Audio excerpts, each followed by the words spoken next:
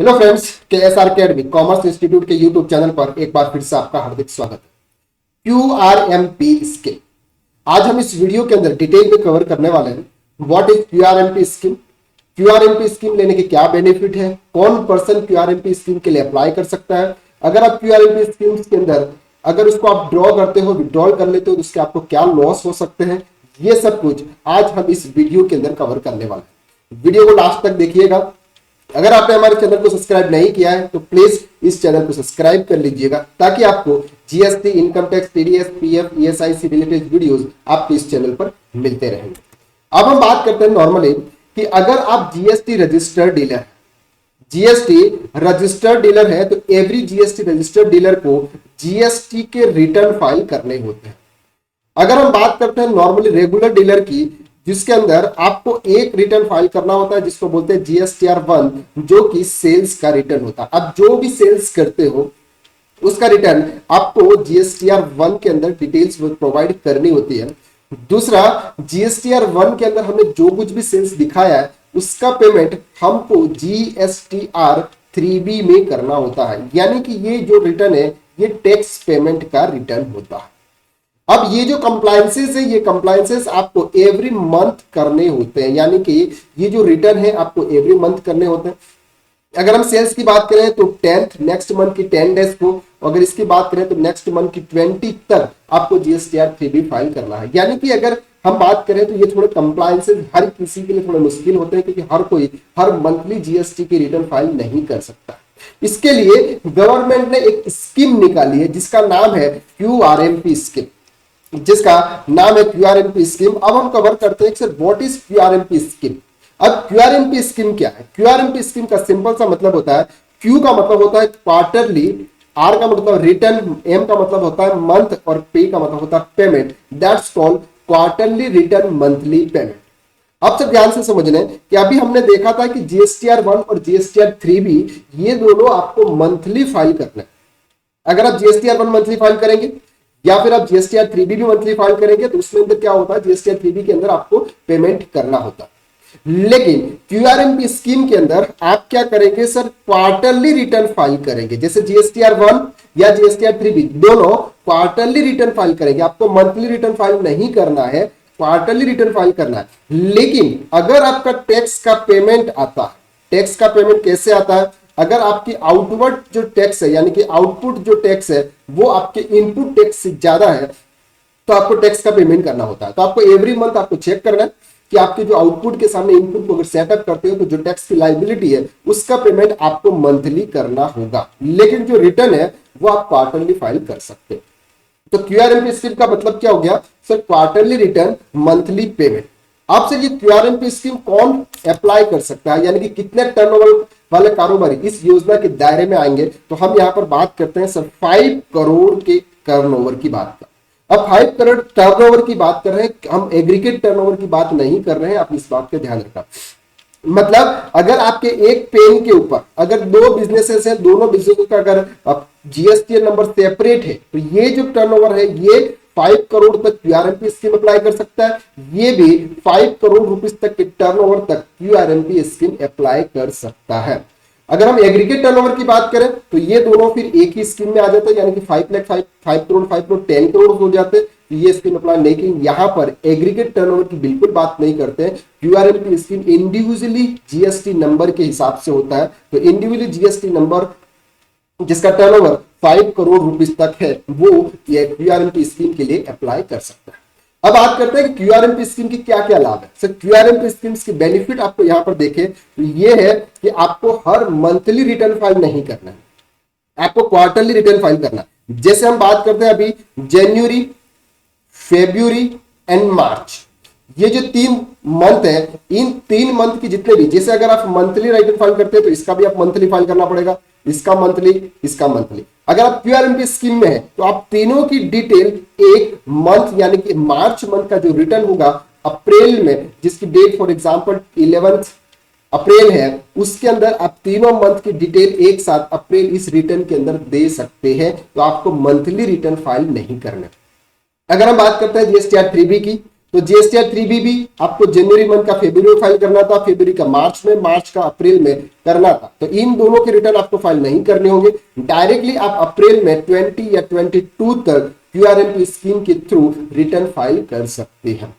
अगर आप QRMP scheme के लिए अप्लाई करते हो तो आपको जो जीएसटीआर 1 है उसको बोलते हैं आईएफएफ, यानी कि इनवॉइसिंग फर्निशिंग फैसिलिटी। अब ये इनवॉइसिंग फर्निशिंग फैसिलिटी क्या है सर? इसके अंदर होता है कि अगर हम रजिस्टर्ड डीलर है, हम सामने वाला पर्सन जिसको भी हम सेल्स कर रहे हैं वो भी रजिस्टर्ड पर्सन, तो वो अगर उसकी इनपुट टैक्स क्रेडिट किससे मिलेगी? जब हम अपने जीएसटीआर 1 के अंदर शो करते हैं तो सामने वाले पर्सन को इनपुट टैक्स क्रेडिट मिलती है।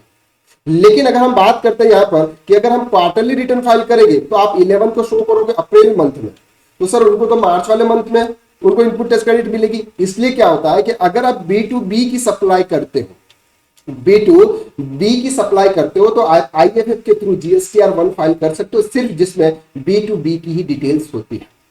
तो क्यूआरएमपी स्कीम लेने से ये होता है कि अगर आप B2C की सप्लाई कर रहे हो तो जीएसटीआर 1 भी आप क्वार्टरली फाइल कीजिएगा और जीएसटीआर 3B भी आप क्वार्टरली फाइल कीजिएगा।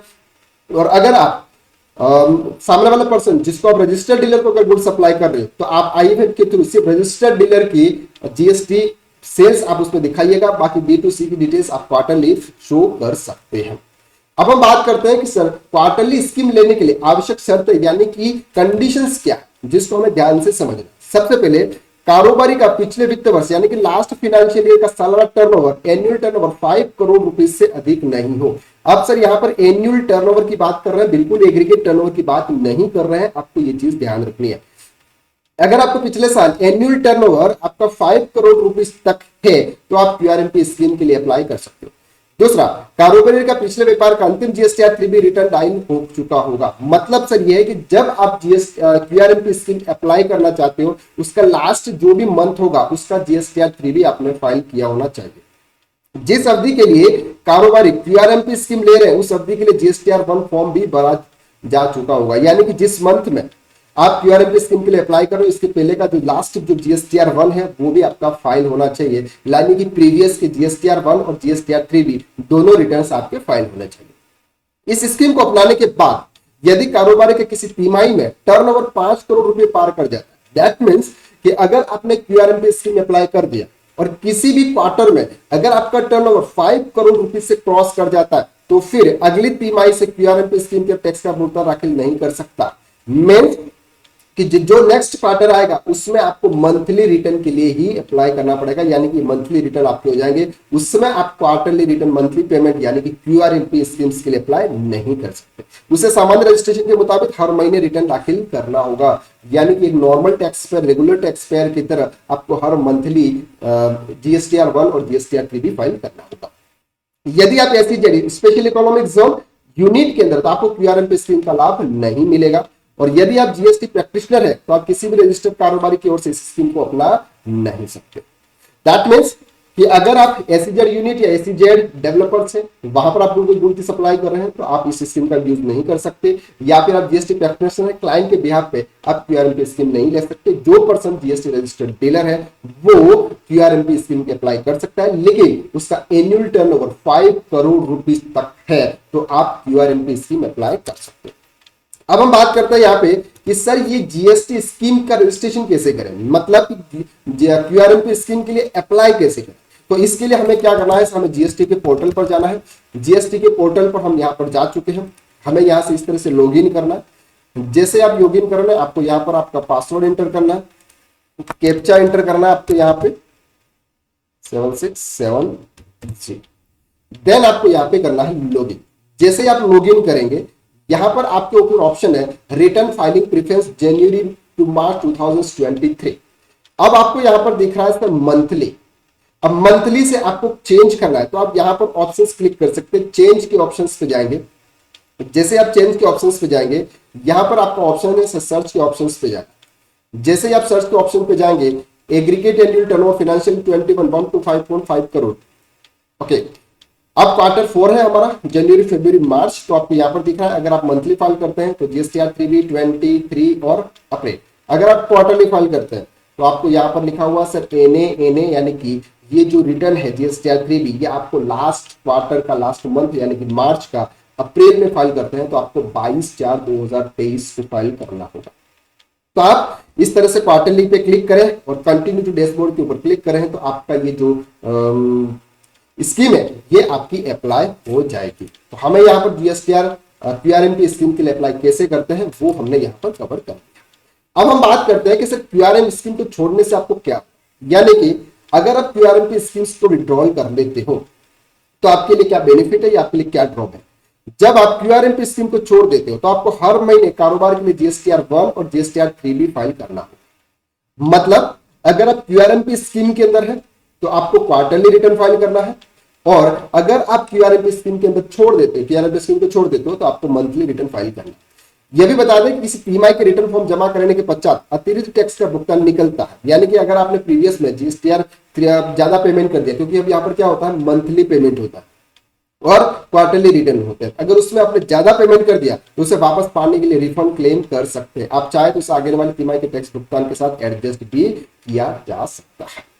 तो क्यूआरएम पे स्कीम्स आपको इजीली समझ में आ गई। एक बार और मैं इसको क्लियर कर देता हूं कि जैसे सर जनवरी, फरवरी और मार्च हमारे ये 3 मंथ है। अगर आप नॉर्मल जीएसटी रेगुलर पर्सन में क्यूआरएम पे स्कीम पे अप्लाई नहीं कर रहे हो तो जनवरी का जीएसटीआर 1 और जीएसटीआर 3 भी आपको फेब में फाइल करना है, फेब का मार्च में फाइल करना है और मार्च का अप्रैल में फाइल करना है।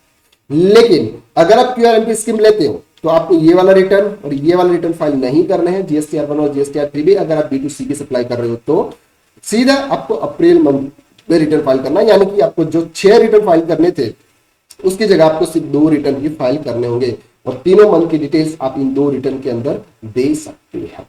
तो आई होप कि आपको ये समझ में आ गया कि क्यूआरएम की स्कीम क्या होता है, उसको किस तरह से अप्लाई किया जा सकता है, कौन पर्सन्स यानी कि कौन जीएसटी टैक्स पेयर क्यूआरएम की स्कीम के लिए अप्लाई कर सकता है। अगर आपका टर्नओवर 5 करोड़ रुपए से ऊपर हो जाता है तो आप ऑटोमेटिकली क्यूआरएम की स्कीम से बाहर निकल जाते हो, फिर आपको मंथली रिटर्न फाइल करना होता है।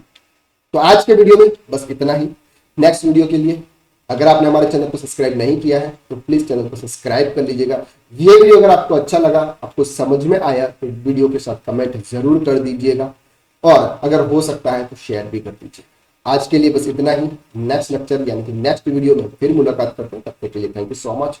Have a nice day.